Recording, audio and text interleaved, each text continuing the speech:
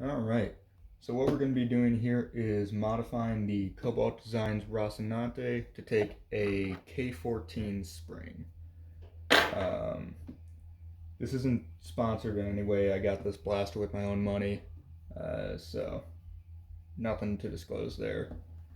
This blaster has what's possibly the easiest and quickest takedown feature I've ever seen with any blaster in this hobby. So it's just these two pins right here. You can get them without any tools. So you just use this pin, push out the other one, and you can grab it from the other side. And now, the blaster splits open. So what you have here is the back. This holds the spring. I'll put that down to the side. And in the front here, you have the plunger tube. Now the real party piece to this blaster, that's not really advertised as far as I can tell, is that the plunger on this is bigger than the plunger tube on the Caliburn. Diameter wise, it's the same material, but the Rocinante has a longer draw length. And so what this means is that where the Caliburn has 146 cubic centimeters of plunger volume, the Rocinante has 156 cubic centimeters. So this thing has huge amounts of potential when it comes to performance. Natively, this only really accepts K26 springs. We can use this to push the plunger out of there. So you can see the inner diameter on this only really fits K26. But we can swap out the back of this using a little hex key. Now, I don't know the actual size of this hex key, but it's the type that I would use to do maintenance on my 3D printer to take apart the hot end. So here you can see the really interesting two-piece construction of this. You have the back, which I've made another version of, which will fit K14. And you've got the front here, which holds the O-ring in place, and also has this very unique TPU plunger padding here. So there's a little bit of squish on there. So anyways, we can put these back together.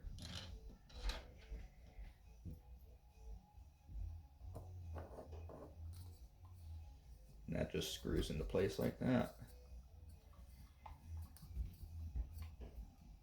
Whoops, slipped out there.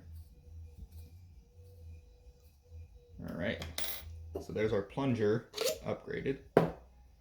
Now the other part to getting the K14 going is we need to change out the spring rest in here. It has an outer wall sized for K26, so obviously it won't fit the bigger spring. So we just remove the adjustable stock. You can just press that with this button. And then on here, these top and bottom two screws hold this big spring rest plate in place, and this holds that actual spring guide, I guess you could call it. So on here, we're just gonna unscrew these. I'm gonna do this off camera, I guess, or over to the side at least. I'm not actually sure what the camera can see since it's above my head. Alright.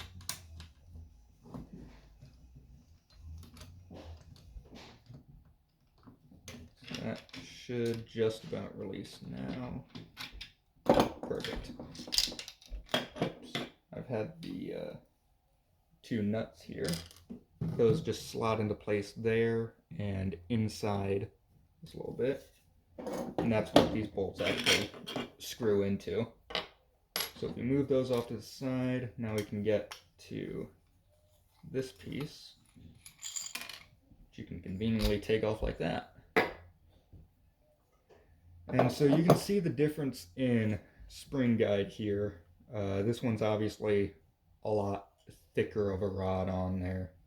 And this has that outer ring which won't allow a K14 to fit. On this one, I've removed that. Something I have realized that I might want to address with a second version of the spring rest is that there's actually some pre-compression on here that doesn't go all the way back. So I'll probably need to build that out for this bottom part. But we'll see how it goes like this. So we can start screwing that in place. Put the nut in there. That went down sideways. Place it in flat. That went sideways again.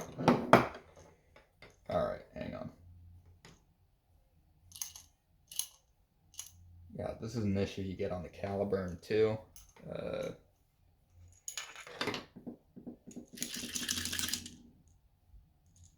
No, that didn't work.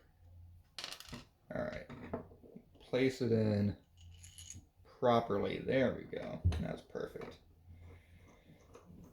And now this will very nicely screw into place.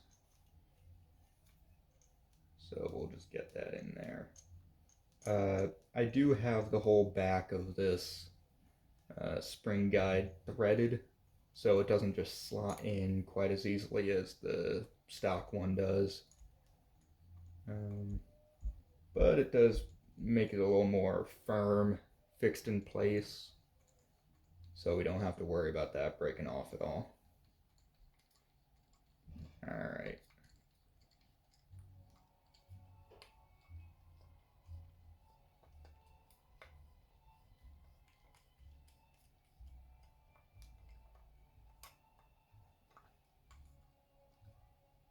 There we go. Perfect. So now we can put this bottom nut back in place.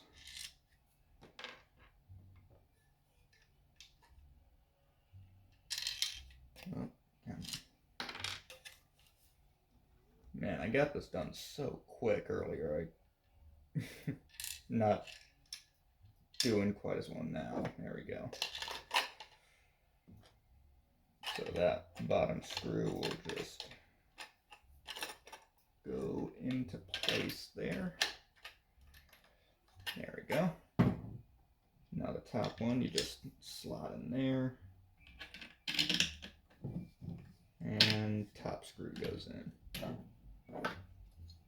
Now I just tighten those up.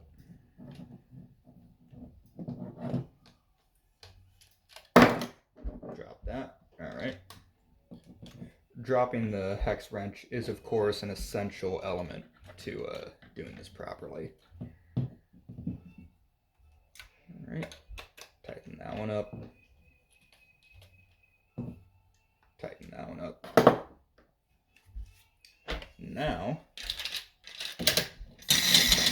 K14 fits in place for the most part. When you prime this and when you put the spring in initially, you do have to pull the trigger to move the catch out of the way.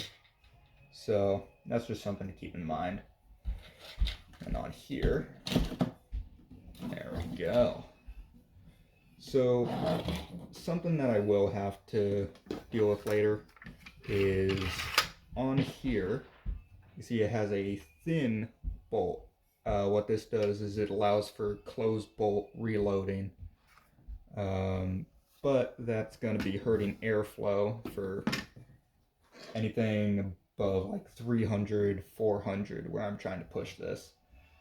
But thanks to this being the same diameter as a Caliburn tube, I can use modified Caliburn ram. So this is, of course, the worker metal ram that I've just bored out with a drill and put a 5/8 piece of brass in. I'll be able to use this to create a stepped breech down to a normal brass breech or Remzak breech. We'll see how that goes, but that should allow a huge amount more airflow than this, which I'm not 100% sure of the internal size of. It could be like 6, 7, 8 millimeters compared to this, which is like 13 to 14 millimeters. So I'm going to be replacing that off camera. But for now, we'll just put this back together, which again is a very quick process. You just have the plunger tube slide in place, and then you put the 2 pins through. So big pin there, little pin over here. Oh, and I should put the adjustable stock back on, obviously. This very back piece of the stock is made out of TPU, so there's a good amount of give to it. Like it's not terribly soft, but it is much more comfortable than pressing a big chunk of PLA back into your shoulder. So we're going to give this a test prime here to see if this worked. And yes, there it is. This is now holding back a K14. So next up, I'm going to get to work on swapping out the breech and the barrel. So those will probably be their own little videos.